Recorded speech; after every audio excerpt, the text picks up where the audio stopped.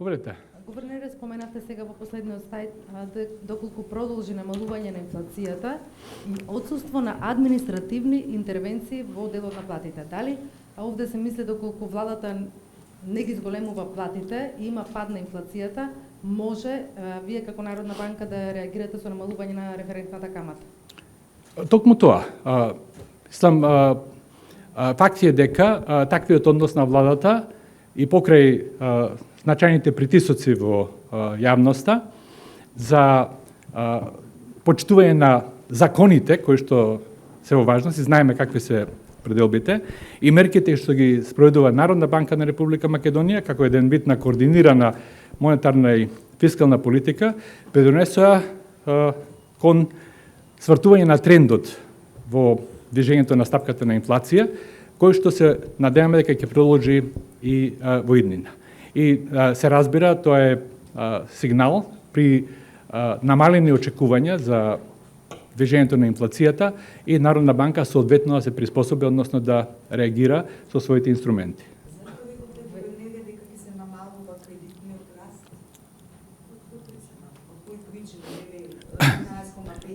Ние објаснивме, да, во нашите приносењето на макропрудентните мерки, кажавме дека ние сепак се грижиме за финансиската стабилност на банкарскиот сектор, секако и за задолженоста кај секторот население.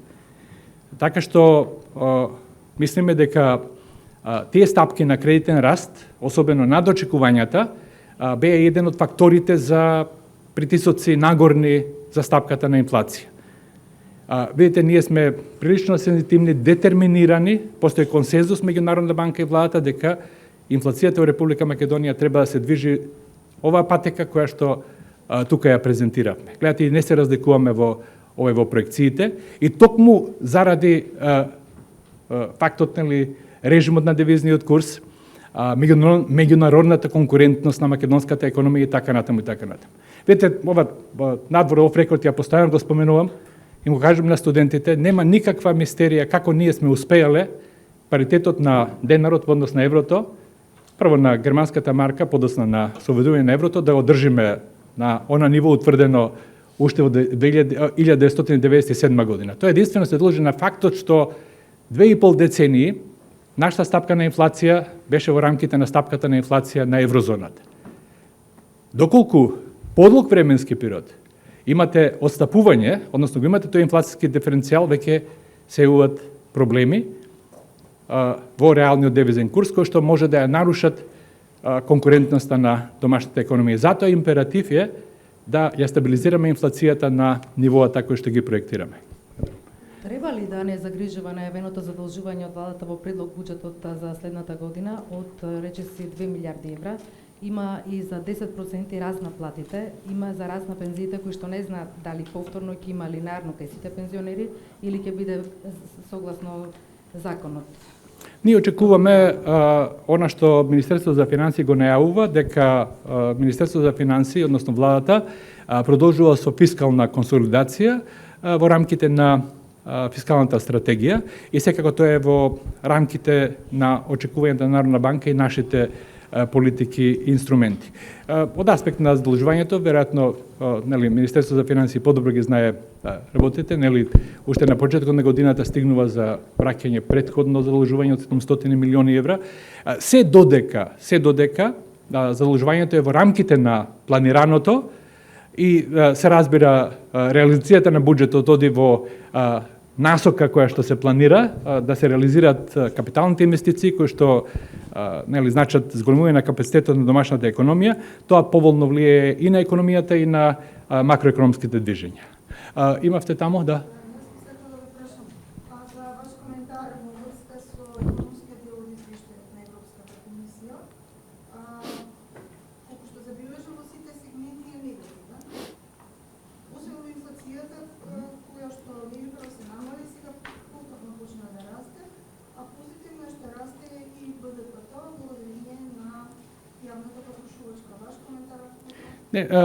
Ние ги погледнавме деловите од извештајот што се однесуваат на доменот, мандатот на Народна банка на Република Македонија. Тие се генерално да речам, коректни, позитивни од аспект на поставеноста, водењето на монетарната политика и така натаму.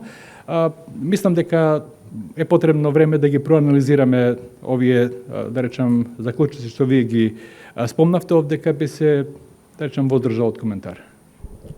Јас ќе се надоврзам на прашањето за инфлацијата со оглед на тоа што за идната година скоро половина буџет оди за плати и за пензии, односно пензиите се токму колку што и задолжувањето. Толку ќе видат според сумата. Дали ви се преоптимистички проекциите за инфлација во 26-та година? Ние мислиме дека нашите проекции за инфлацијата се реални, тие се базираат на анализи, на методологија, не се онака едноставни податоци изведени, што би се рекло од ракав, и мислам дека се реални. Гувернере, спомнавте дека за да се намали базичната камата ќе биде потребно да се внимава со платите, не ги спомнавте пензиите, и сепак и тие влијаат на побарувачката, односно на личната потрошувачка, која што ја планирате наредната година да биде поголема за 2,9%, оваа година за 2,6%. Дали треба да се внимава и на пензиите, значи изголемување, бидејќи навистина сме во мрак и не знаеме колку ќе биде и како ќе се зголемат, а знаеме дека ќе се продлабочи буџетската дупка, односно повеќе пари ќе бидат потребни од буџетот за да се исплатат пензиите како 100% на ниво на држава. Така што дали треба да се внимава малце и околу коригирањето на пензиите, бидејќи навистина не знаеме што значи. Видите, тука има една димензија, тоа е состојбата во Фондот за пензиско инвалидско осигурување, кој што со уведувањето на вториот задолжителен пензиски столб на капитално финансирање постојано е во дефицит, тој транзицијски дефицит постојано трае, тоа е едно прашање и затоа е неопходни или се неопходни овие интервенции во буџетот. Мислам дека од она што мене ми познато од најавите на владата, на Министерството за финансии, се очекува да се премине кон оној стандарден метод на индексација на пензиите по формула која што е законски утврдена. Инаку, ако сакате, мој личен став, и ние во минатото сме имале, од различни влади сме имале воредни интервенции во висината на пензиите. Видите, јас тоа не го имам некаде објавено, напишано, но мислам дека било каква формула да примените, и нашата практика покажува изминатите 30 години. Било каква формула да примените, сме имале ние. Дали швајцарска за индексација, дали тоа е комбинирано со растот на бруто домашниот производ, стапка на инфлација и така натаму. Со тек на време пензиите или просечната пензија заостанува зад просечната плата. Моја забелешка е дека кога просечната пензија изнесува околу 60% од просечната плата, имаме стабилна ситуација. Нема незадоволство, нема барање и така натаму, но со тек на време има тенденција да паѓа до околу 50%. И тогаш владите интервенираат, како што беше направено и претходните изминати периоди, а и сега. Но мислам дека најдобро е да се премине за стабилизирање на состојбите, извесен временски период, повторно на индексирање кој што се заснова на однапред предвидливи показатели.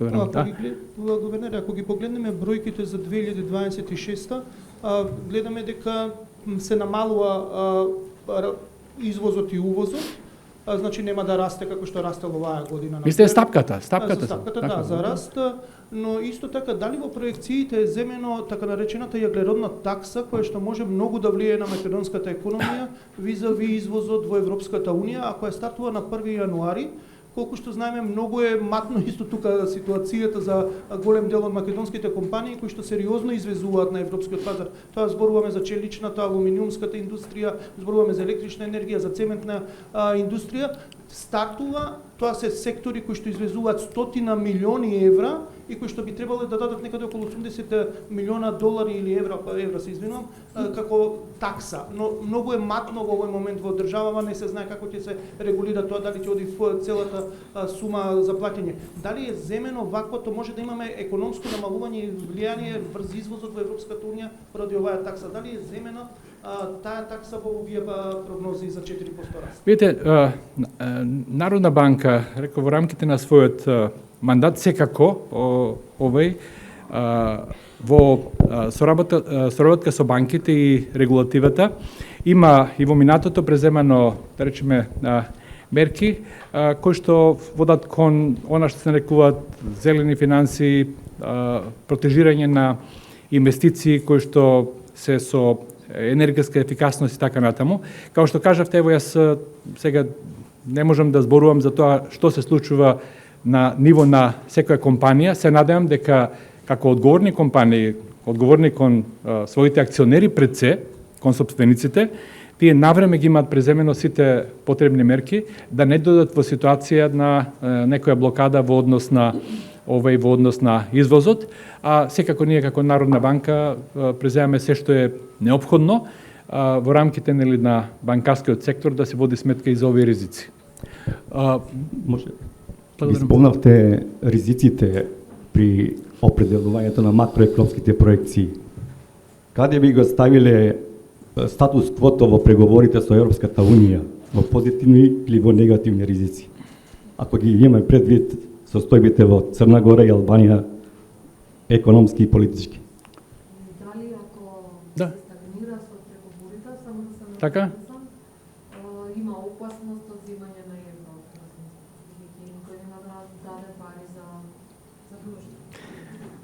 Ај вака про, немојте да бидете сигурни, немојте да бидете сигурни, инвеститорите не ги интересира ниту знаете што ги интересира инвеститорите? Не ги интересира дали сте членка или не сте членка на Европска Унија, не ги интересира во која фаза сте од преговори и така натаму, ги интересира вашиот рекорд, кој што е многу позитивен во однос на отплатата на долгот во минатото, ние сме немале проблеми, и ги интересираат маргините, односно заработката. Ако, да речам, алтернативата за нив е 2%, тие може да добијат 3% принос, сите други прашања се надвор од анализата.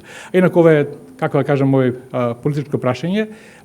Република Македонија функционира, овие проекции се во рамките на сегашната ситуација, напредок или отварање на преговорите секако би бил позитивен импулс, но се разбира ставот за кој што постои широк степен на консензус, тоа се покажува и да речем од испитување на јавно мислење, резултатите од изминатите избори и така натаму е дека не може да се прават отстапки на сметка на националните интереси. Благодарам. Може да привршуваме? Добро. Благодарам. Убав ден, пријатно.